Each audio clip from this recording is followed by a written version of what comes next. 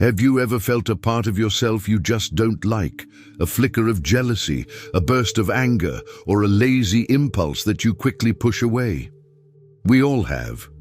We spend so much time trying to be the good guy, the hero of our own story, that we shove all the messy, inconvenient parts into a dark corner of our minds. But what if I told you that true growth, true wholeness isn't about getting rid of that darkness, but about facing it? This is the core of one of Carl Jung's most powerful ideas, the shadow. And to understand it, we're going on a journey, not just into the mind, but into the ancient mystical world of alchemy. Welcome to our exploration of the shadow's mirror and the alchemical secret to cleansing the soul. So what exactly is the shadow? Jung described it as the unknown dark side of the personality. It's a psychic container for everything we repress about ourselves, all the traits and impulses we consider negative, weak, or socially unacceptable. Think of it as your personal blind spot. It's the reason we sometimes snap at someone we love for no apparent reason, or why we feel an intense, irrational dislike for certain people. Often, what we can't stand in others is a disowned part of ourselves, staring back at us. This projection is a key defense mechanism. It's easier to point out someone else's arrogance than to admit our own. It's simpler to criticize another's selfishness than to confront our own. The shadow isn't inherently evil. It's simply what we've chosen not to see. It holds raw, untamed energy, and if left ignored in the dark, it can fester.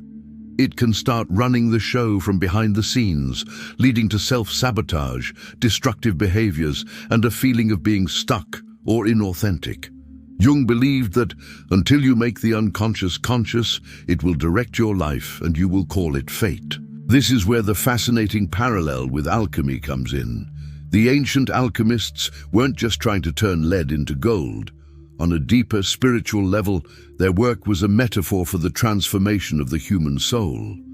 Their great work, the magnum opus, involved several stages, each representing a step towards psychological and spiritual wholeness. The first stage, called the Nigredo, or the blackening, is the confrontation with the raw, chaotic, unformed matter, the prima materia. Psychologically, this is our descent into the unconscious. It's the moment we realize we're not who we thought we were. It can be triggered by a crisis, a loss, a profound failure, anything that shatters our polished self-image and forces us to look at the messy, undifferentiated parts of ourselves. This is the stage of confronting the shadow head-on. It's painful, confusing, and dark. It feels like everything is falling apart. But in alchemy, this breakdown is essential. You must dissolve the old structure before you can build a new one. From the darkness of Nigredo, a new stage emerges, the Albedo, or the whitening. Imagine the alchemist, after breaking down the raw materials in a dark solution, begins a process of purification, washing and cleansing the substance until it turns a brilliant lunar white. This is the stage of cleansing the soul. Psychologically, Albedo represents the moment we begin to differentiate and understand the contents of our unconscious. After the initial shock of meeting our shadow, we stop running from it. We start observing it without judgment. We bring the light of consciousness to the darkness. This isn't about destroying the shadow, it's about separating the valuable parts from the raw, chaotic mess. Think of it like this. You discover a hidden, messy room in your house. The Nigredo is flinging the door open and being overwhelmed by the chaos. The Albedo is when you roll up your sleeves, turn on the lights and start sorting. You might find some old junk you need to throw away, but you might also find forgotten treasures, a hidden talent, a suppressed passion, a surprising strength. The anger in your shadow might be a source of powerful assertiveness. The fear might be a source of valuable caution and intuition. The sadness might be a wellspring of empathy. Albedo is the process of seeing these qualities clearly for what they are. separated from the shame and judgment we've attached to them. It's about achieving a new kind of clarity. So how do we practice this psychological albedo in our own lives? It starts with radical honesty and self-observation. The first step is to simply notice your projections. When you have a strong emotional reaction to someone, positive or negative, ask yourself, what in them is triggering me? Is this a quality I have disowned in myself? Another powerful tool is journaling. Write down your dreams, your fantasies, your unacceptable thoughts without censoring yourself. This isn't for anyone else to see. It's a private space for you to meet the parts of yourself you keep hidden. It's a way of making the unconscious conscious. Active imagination, a technique developed by Jung, is another method. This involves entering a meditative state and having a dialogue with figures that emerge from your unconscious. And yes, you can have a conversation with your shadow.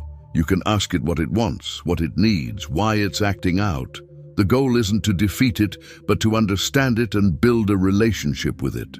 This process of albedo, of cleansing, leads to a profound shift. The inner conflict between your conscious ego and your unconscious shadow begins to subside. You stop wasting so much energy repressing parts of yourself. Instead, that energy becomes available to you, integrated into a more whole and authentic personality. You develop what Jung called self-acceptance. This isn't resignation. It's a compassionate embrace of your total self, light and dark. The alchemists knew that the albedo wasn't the final stage. It was the crucial purification that made the final transformation, the rubedo, or the reddening, the creation of the philosopher's stone, possible. Psychologically, this represents the union of the conscious and unconscious, the birth of the fully realized self. It's the integration of our enlightened consciousness with the raw, vital energy of our instinctual nature. But you can't get there by skipping the hard work. You can't achieve wholeness by pretending the darkness doesn't exist.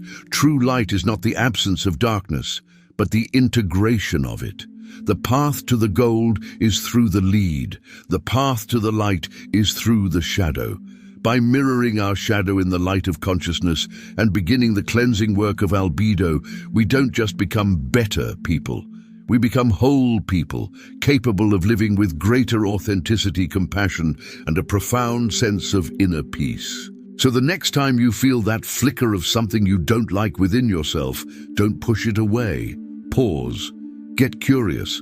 Turn toward it and ask, what are you trying to show me? That simple question might be the first step on your own alchemical journey to transforming your soul.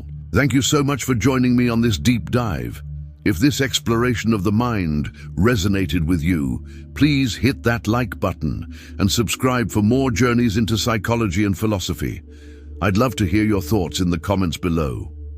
Until next time, stay curious.